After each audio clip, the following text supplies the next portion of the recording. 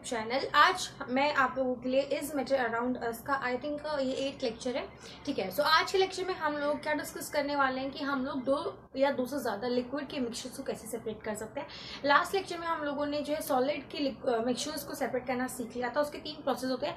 Same इसी तरह पे जब आप एक लिक्विड दो से ज़्यादा लिक्विड के मिक्सचर को सेपरेट करना चाहते हो तो उसके भी टोटल 3 प्रोसेस होते हैं। ठीक है, one by one I am going to tell you about all that process. ठीक है, सबसे पहले आता है that is number 1 is your distillation.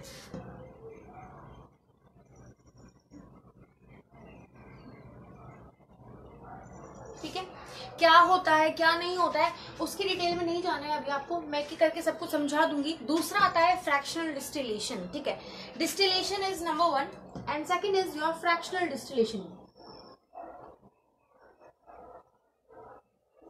Fractional distillation.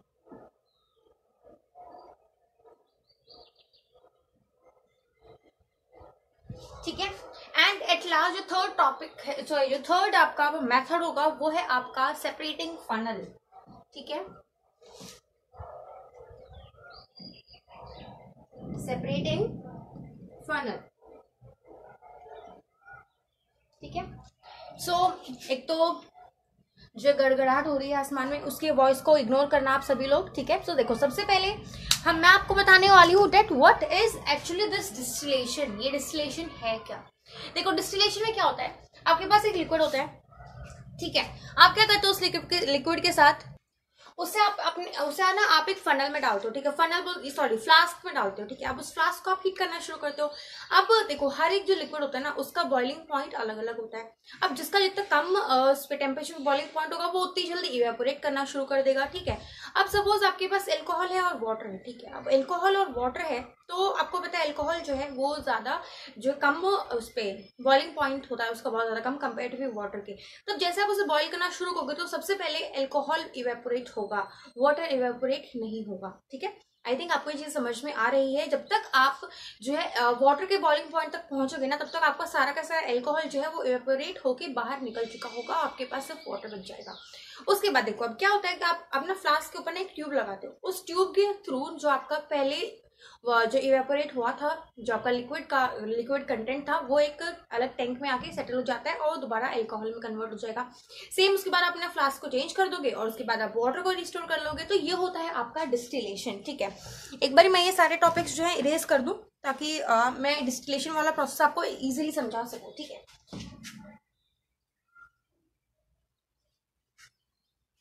Okay, so if I talk about the theory, आप डिस्टिलेशन में क्या थ्योरी लिख सकते हो। ठीक है, तो आप यहाँ पे क्या लिखोगे, components of a liquid mixture are vaporized. सबसे पहला पॉइंट आएगा कंपोनेंट्स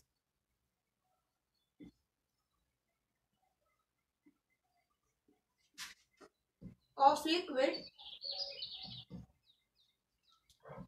मिक्सचर। ठीक है, मिक्सचर आर, जो इंपॉर्टेंट टर्म है हम उसे चेंज करके लिखेंगे। ठीक है, क्या होगा, वेपराइज्ड होंगे।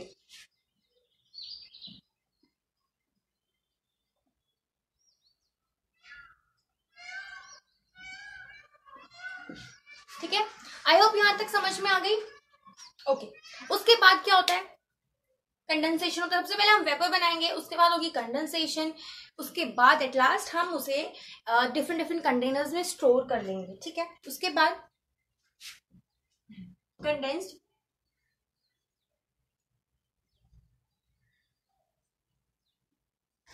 And then isolated. सो इतना कुछ होता है आपके किसमें, डिस्टिलेशन वाले प्रोसेस में। ठीक है, अब देखो ये चीज मैंने भी आपको बता दी है कि हर एक जो लिक्विड है उसका बॉइलिंग पॉइंट अलग अलग होता है। जितना कम बॉइलिंग पॉइंट वो सब्सटेंस जो है इतना ही जल्दी क्या होता है, इवेपोरेट होने लग जाता है। ठीक है, अब एक और चीज जो आपको समझनी है वो है इसका डायग्राम। ठीक है, डायग्राम की हेल्प से मैं आपको समझाने की कोशिश करूंगी। सबसे पहले ये चीज नोट कर लो, मैं फिर जरा डायग्राम बना लेती हूँ। सो देखो ये कुछ ऐसा सा डायग्राम होगा। ठीक है, अब आपको कुछ चीजें समझ में नहीं आ रही होंगी तो नीचे से शुरू करते हैं, एक एक चीज को लेबल करेंगे। देखो सबसे पहले रखा होता है आपके नीचे बर्नर। बर्नर मतलब वो सब्सटेंस, एक मिनट ये दिख ही नहीं रहा है, थोड़ा ऊपर लिख देती हूँ मैं।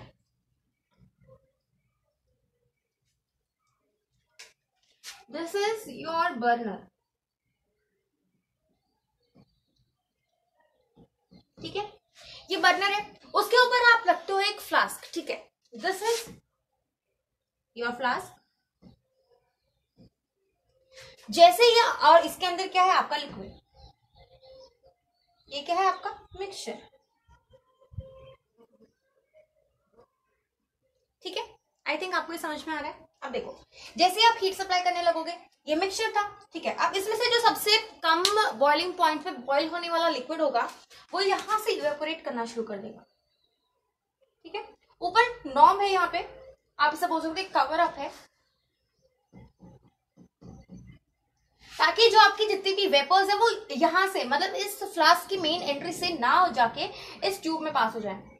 जैसे जैसे इस ट्यूब में पास होती है ना, तो यहाँ पे प्रेजेंट होती है कुछ छोटी छोटी ट्यूब्स, ठीक है, जो कि कंडेंसेशन में हेल्प करती हैं, ठीक है। ट्यूब्स से प्रेजेंट है, स्मॉल ट्यूब्स,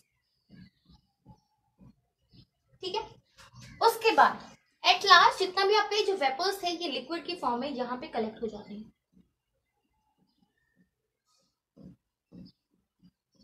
ठीक है। अब पहला हो गया, फर्स्ट जो कंपोनेंट था मिक्सचर का वो आपने ऐसे सेपरेट कर लिया। उसके बाद आप इस फ्लास्क को चेंज कर दोगे, ठीक है। जैसे ही आपका दूसरे लिक्विड के लिए बॉइलिंग पॉइंट अचीव हो जाएगा तो उसमें वो वाला लिक्विड अचीव डाल दिया जाएगा। तो ये होता है क्या, कंडेंसेशन। इसका बेस्ट एग्जांपल होता है एल्कोहल और वाटर वाला, ठीक है। एग्जांपल्स, एल्कोहल एंड वाटर, ठीक है। आई होप ये चीजें समझ में आ गई हैं। एक भाई फटाफट से नोट कर लीजिए ये डायग्राम। एक मिनट, ये डायग्राम थोड़ा सा अधूरा है, इसे जरा पूरा कर लेते हैं। अभी ग्राउंड फ्लास्क है तो ये टिके हुए तो किसी सारे ना, तो यहाँ पे होता है किसका स्टैंड, ठीक है, दिस इज द स्टैंड, और यहाँ पे आपके इसके साथ कनेक्ट होते हैं, दैट्स इट। फटाफट से नोट कर लो। अब देखो next is your fractional distillation, ठीक है। अभी आप सोच रहे हो कि मैम आपने बोर्ड तो इरेज किया ही नहीं। सो डिस्टिलेशन ऑलरेडी है, तो बस हमें इस फ्रैक्शनल का मतलब समझना है, मतलब कैसे जो डिस्टिलेशन है वो फ्रैक्शनल डिस्टिलेशन से डिफरेंट होता है। इट इज एग्जैक्ट, एक्चुअली क्या सीन है, जब किसी भी लिक्विड का, मतलब कोई भी लिक्विड हो, अगर उन दो लिक्विड्स में जो बॉइलिंग पॉइंट हो उसका जो डिफरेंस होता है वो 25 केल्विन से कम हो, तो हम लोग फ्रैक्शनल डिस्टिलेशन यूज करते हैं, ठीक है। तो मैं यहाँ पे लिख देती हूँ, ठीक है, used only when the BP is boiling point, ठीक है, boiling point differs from less than 25 Kelvin, ठीक है। इस चीज को ध्यान रखना है आपको। तो it is basically same fractional distillation, और क्या कहते हैं हम इसे, हमारा जो नॉर्मल डिस्टिलेशन होता है, बस इसमें इतना ही फर्क होता है, ठीक है। जब भी आप फ्रैक्शनल डिस्टिलेशन कराते हो तो फ्रैक्शनल डिस्टिलेशन आप तब कराते हो जब आपका 25 डिग्री केल्विन से टेम्परेचर में डिफरेंस होता है, ठीक है। अगर 25 तक है तो हम लोग नॉर्मल डिस्टिलेशन करा लेते हैं, बट अगर हमें मतलब ज्यादा कम डिफरेंस मिलता है बॉइलिंग पॉइंट में, तब हम लोग फ्रैक्शनल डिस्टिलेशन कराते हैं। और फ्रैक्शनल डिस्टिलेशन में यहाँ पे आपके वाटर आउटलेट्स होते हैं, देखो एक जगह से वाटर इन होगा, वाटर इन, ठीक है, और ये जो दूसरा वाला होगा इसे हम वाटर आउट बोलते हैं, ठीक है। आई थिंक ये चीज समझ में आ गई आपको, ठीक है। ये आपका कंडेंसेटर होता है, मतलब कंडेंसेटर का मतलब क्या होता है, एग्जैक्टली वो प्लेस जहां पे आपकी कंडेंसेशन हो रही होती है। दिस इज योर कंडेंसेटर,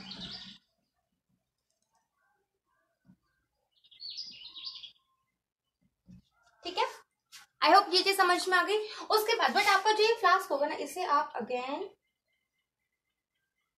एक और चैम्बर में स्टोर करोगे, जहां पे आपका एक और लिक्विड प्रेजेंट होगा जो कि आपको फ्रैक्शन डिस्टिलेशन में हेल्प करने वाला है, ठीक है। आई होप यहाँ तक की चीजें समझ में आ गई होंगी, ठीक है, याद हो गया। अब फटाफट से नोट कर लीजिए। एट लास्ट हम लोग बात करेंगे फिर सेपरेटिंग फनल की, ठीक है। सेपरेटिंग फनल, देखो अभी हम लोग जो है सेपरेटिंग फनल के बारे में बात करेंगे, बट उससे पहले आपको एक बहुत इंपॉर्टेंट टर्म समझ में आनी चाहिए, दैट इज इममिसिबल। देखो मिसिबल का मतलब होता है लिक्विड, और इममिसिबल का मतलब लिक्विड एक टाइप से ना होना, मतलब कुछ दो ऐसे लिक्विड्स जो एक दूसरे में मिक्स नहीं होते हैं। जैसे आप लोग एग्जांपल लो, आपके पास वाटर है, आप उसमें ऑयल डाल देते हो तो जो ऑयल है वो ऊपर फ्लोट करता है, जबकि आपका वाटर जो है वो नीचे रह जाता है, ठीक है। सो आपको ये चीज ध्यान में रखनी है, दैट इज आपको जो टर्म याद रखनी है, दैट सेपरेटिंग फनल के लिए कंडीशन क्या होती है, टर्म एंड कंडीशन, टीएनसी मतलब term and condition. Liquid must be immiscible with each other, liquid must be क्या होने चाहिए, इममिसिबल।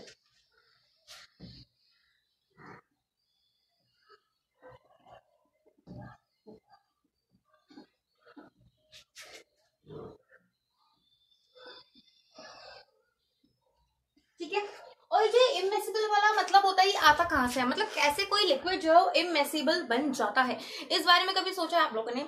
इट इज बेसिकली इसके अंदर जो मैकेनिज्म इन्वॉल्व होता है उसके बारे में भी हम लोग बात करेंगे, मैकेनिज्म।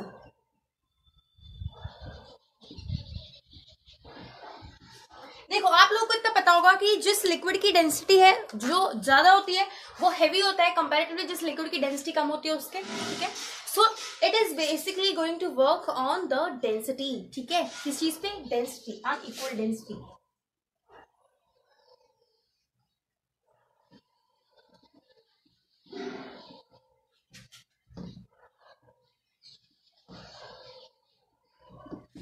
ठीक है, आई होप ये चीजें समझ में आ गई।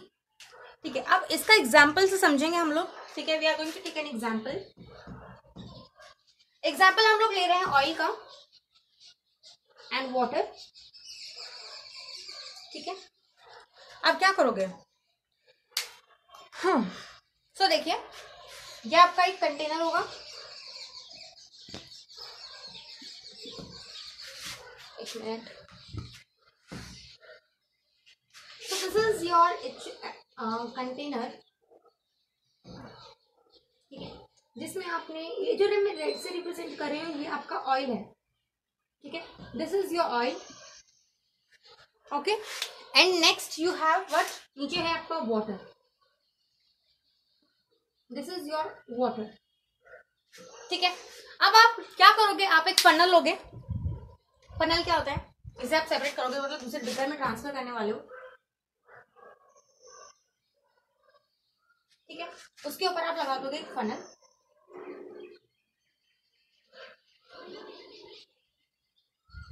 जहां से आप लिक्विड को पोर करना शुरू करोगे और जब तक ऑयल बहेगा तब तक आप इसे यहाँ पे स्टोर कर लोगे, ठीक है।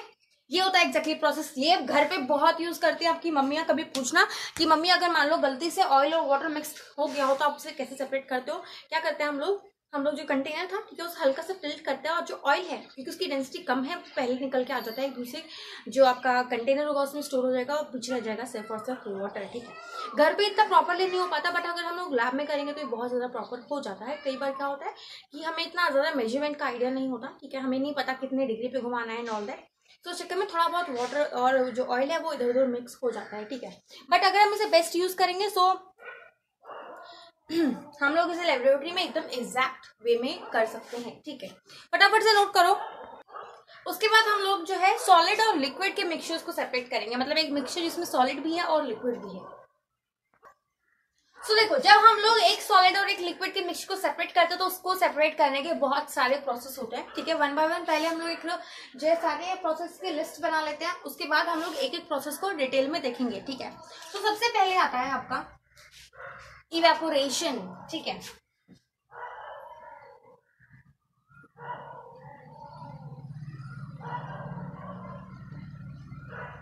ठीक है, हो गया। उसके बाद सेकंड इज योर सेंट्रिफिकेशन।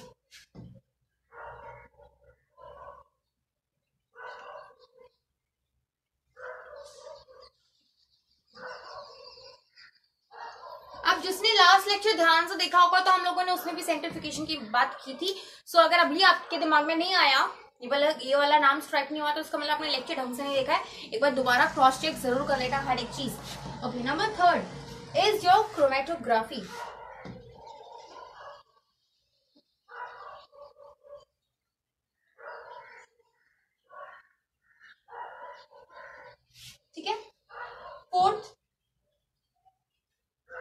तीन दिन ही पढ़े थे ना, बट इसमें बहुत सारे हैं, ठीक है। Next is your crystallization.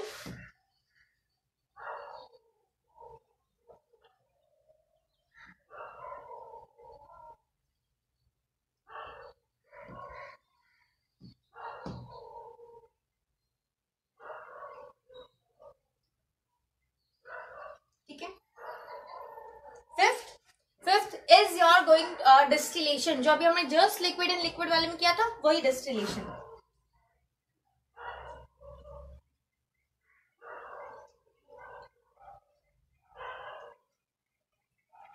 ठीक है। Six is going to be filtration.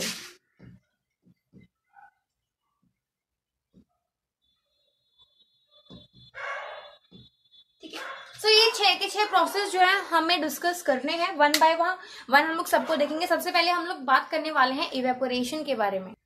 तो देखिए, इवेपोरेशन जो है ये आप एक सरफेस फिनोमेना होता है, अकर्स एट सरफेस। ठीक है। दूसरी चीज, जो भी वाटर होगा वो इवेपोरेट हो जाता है इस फेज में। ठीक है। सो देखो, अगर मैं इसकी थ्योरी की बात करूं तो आप इसमें क्या लिख सकते हो, that evaporation is a form of vaporisation. It is a form of क्या, वेपोराइजेशन। इवेपोरेशन क्या होता है, वेपर्स बनना, हवा, मतलब जो आपका लिक्विड था उसके वेपर्स बनना, ठीक है, उसे गैस की फॉर्म में कन्वर्ट करना। ठीक है। So it is a form of vaporisation.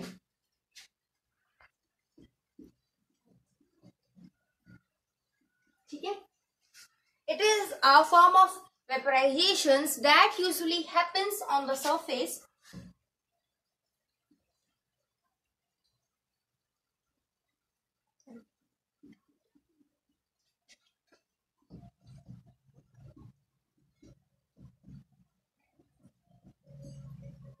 ठीक है। एक तो ये मेरे को फुल स्टॉप लगाने की बहुत आदत हो गई है। ठीक है। हैपेंस ऑन द सरफेस, कहाँ पे, सरफेस पे हो रहा है। मैंने अभी बताया एक सरफेस पे आकर होने वाला फिनोमिना है। इससे क्या हो रहा है, लिक्विड जो है वेपर्स में कन्वर्ट हो रहा है, यानी कि लिक्विड एक स्टेट थी उसे हम लोग गैस में कन्वर्ट कर रहे हैं। ठीक है। सो नेक्स्ट क्या होगा, दैट इन्वॉल्व्स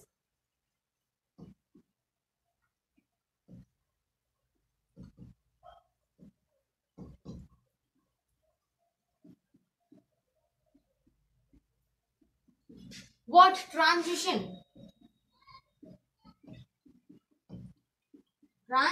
of liquid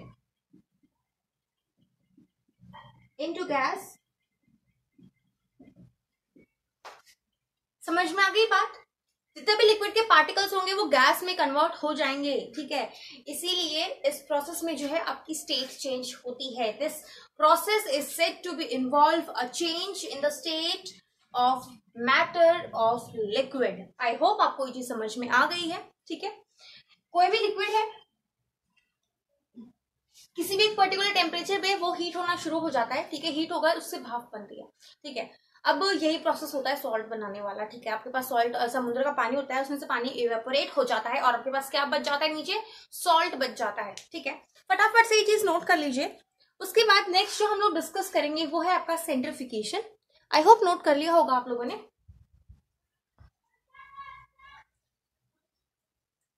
देखो, जो आपका सेंट्रिफिकेशन है उसमें क्या होता है, एक सेंट्रिफ्यूगल फोर्स होती है। मतलब आपको पता है इसका कौन सी फोर्स होती है, नाम सुना है कभी आप लोगों ने, एग्जैक्टली क्या है, ये फोर्स जो है एक सर्कुलर मोशन में लगाई जाएगी, जिसकी वजह से क्या होगा, जो आपका लिक्विड था, ठीक है, जो आपका जितना भी आपका कंपोनेंट था, जिसमें हैवी कंपोनेंट जो होगा वो क्या होगा, वो बीच में इकट्ठा हो जाएगा। ठीक है।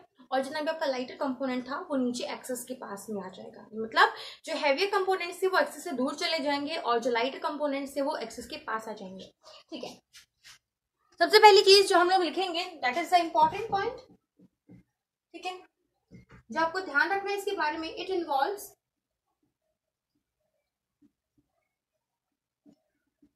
what it is going to involve, just मैंने अभी बताया आपको that it is going to involve, या फिर किस प्रोसेस पे या फिर किस मैकेनिज्म पे काम करता है, वो है आपका सेंट्रिफिकेशन।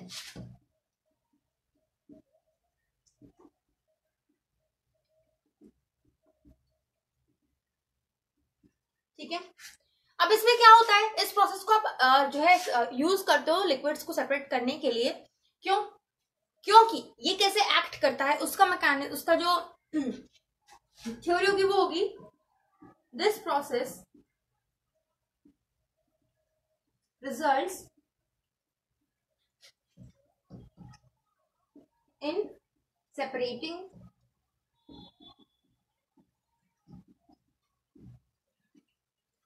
the mixture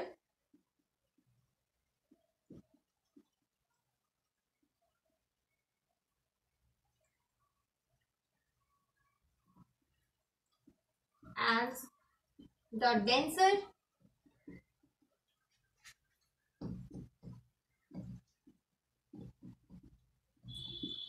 component will move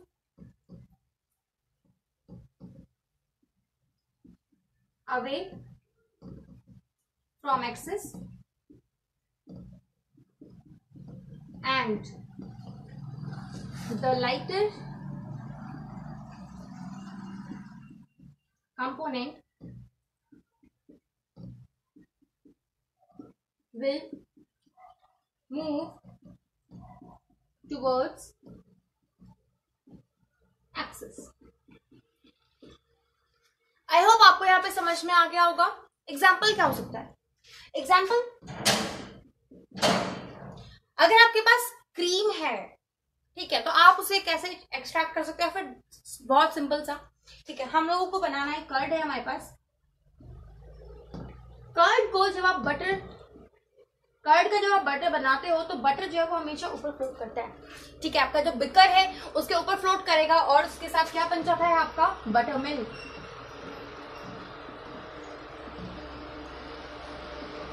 butter milk क्या होता है? छाछ जो होता है, ठीक है, वो होता है ये। सो इस प्रोसेस को आप ऐसे यूज कर सकते हो, इसका ये बेनिफिट होता है। Next is your chromatography. एक भाई फटाफट से ये नोट कर लीजिए। सो देखो, जो आपका क्रोमेटोग्राफी है उसे समझने के लिए पहले आप ये तीन, मैंने यहाँ पे क्रोमेटोग्राफ पेपर ले लिए हैं, ठीक है। क्रोमेटोग्राफी के लिए आपको रिक्वायरमेंट होती है सिर्फ और सिर्फ इन पेपर्स की, ठीक है, पेपर्स और जिसको आपको सेपरेट करना है। सपोज प्रोसेस क्या होता है, पहले प्रोसेस देखते हैं। देखो, आप जो ये क्रोमेटोग्राफी पेपर है इसे आप किसी प्योर सॉल्वेंट के अंदर डिप करोगे। सपोज यहाँ पे आपने प्योर सॉल्वेंट क्या है, H2O लिया है, ठीक है, सब में यहाँ पे H2O ही होगा। एक्चुअली ये एक ही पेपर है, एक ही जो है एक्सपेरिमेंट है, बट हमने इसके डिफरेंट डिफरेंट फेजेस दिखाई हैं, ठीक है, फेज 1, फेज 2 एंड फेज 3, ठीक है। फर्स्ट फेज में क्या करते हो आप, आपके पास सपोज एक ब्लैक कलर है, ठीक है, you are having a black ink, तो आपने इसे यहाँ पे स्पॉट कर दिया। What is it? It is an ink spot, ठीक है। अब क्रोमेटोग्राफ पेपर की एक खास बात होती है कि जैसे ये वाटर या फिर किसी प्योर सॉल्वेंट के कांटेक्ट में आएगा, ये जो ब्लैक स्पॉट है इसके डिफरेंट कलर्स या फिर डिफरेंट कंपोनेंट्स को सेपरेट करना शुरू कर देता है, ठीक है। अब देखो मेरे पास ब्लैक का जो कलर्स होते हैं वो होते हैं येलो, पिंक एंड अप्रोक्सीमेटली हल्का सा स्लाइटली ग्रीनिश कलर होता है। कोई फिक्स कलर नहीं होता, बट ये कलर्स होते हैं। अब आपके पास, मैम के पास पिंक तो है नहीं, ना येलो है, तो हम लोग क्या करेंगे, हम लोग लेने वाले हैं ब्लू, ग्रीन एंड रेड, ये तीन कलर्स लेंगे, ठीक है। देखो सबसे पहले हम लोग मार्क करने वाले हैं हमारे ऑरेंज वाले पोर्शन को। देखो धीरे धीरे क्या है, यहाँ पे सेपरेशन शुरू हो जाता है, ठीक है। सबसे पहले जो चीज बाहर निकली वो था आपका दैट डिफरेंट कलर्स होंगे, फिर यहाँ से आपका और एक कलर निकला कि आपस में ज्वाइंट होंगे। अभी प्रोसेस पूरा नहीं हुआ है, दिस इज इंटरमीडिएट स्टेट, मतलब अभी प्रोसेस चल रहा है, हमने इसकी कोई एक स्टेट निकाल ली है एंड एट लास्ट ये रहा आपका लास्ट इसका कलर, ठीक है। सो ये हो गया। आई होप आपको यहाँ तक समझ में आ गया। अब इंटरमीडिएट स्टेट जो है वो यहाँ तक पहुंची है, ठीक है। सपोज हमने यहाँ पे 20 यूनिट्स ले लिया है। अब जैसे ये प्रोसेस कंप्लीट हो जाएगा तो आपको क्या देखने को मिलेगा, you are going to see the separate colours. Suppose यहाँ पे कहीं रेड है, okay, then we are having blue somewhere and somewhere we have what, green colour. So क्या आपने इस ब्लैक डॉट के जितने भी कलर्स थे उन्हें सेपरेट कर लिया? So this is what chromatography is. इसकी डेफिनेशन या फिर इसकी थ्योरी पार्ट देख लेते हैं हम लोग। Separation occurs at stationery phase, यानी कि एक लौती सेपरेशन है जिसमें आप एक पॉइंट पे से एक सब्सटेंस को रख के छोड़ देते हो, एक मिक्सचर को रख के छोड़ देते हो और फेड करते हो। दूसरी चीज, pure solvent allowed to move slowly over the stationary, phase, यानी कि प्योर सॉल्वेंट था आपका वाटर, आपने हल्का सा क्रोमेटोग्राफ पेपर को डिप किया एंड देन ये धीरे धीरे ऊपर जाने लग जाता है, वाटर अब्सॉर्ब होने लग जाता है, ठीक है। Carrying the component separately as per their solubility in the pure water. देखो हर एक चीज की अलग सॉल्युबिलिटी होती है वाटर के अंदर, तो वो इसी प्रोसेस को फॉलो करते हुए जिसकी सबसे कम सॉल्युबिलिटी होती है वो नीचे आ जाता है, जिसकी हाई होती है वो ऊपर चला जाता है। ऐसे ऐसे इस प्रोसेस को जो हम लोग अंजाम देते हैं। आई होप आपको ये सारी चीजें समझ में आ गई होंगी। बचे हुए 3 क्रिस्टलाइजेशन, डिस्टिलेशन एंड फिल्ट्रेशन हम लोग नेक्स्ट लेक्चर में कवर करेंगे, बिकॉज ये लेक्चर ऑलरेडी बहुत लंबा हो चुका है, ठीक है। फटाफट से लिख लीजिए। आई होप आप लोगों ने लिख लिया होगा, ध्यान रखना इस चीज को। ओके, एक चीज और लिख देते हैं हम यहाँ पे, this is your chromatograph paper, colour change करके लिखते हैं।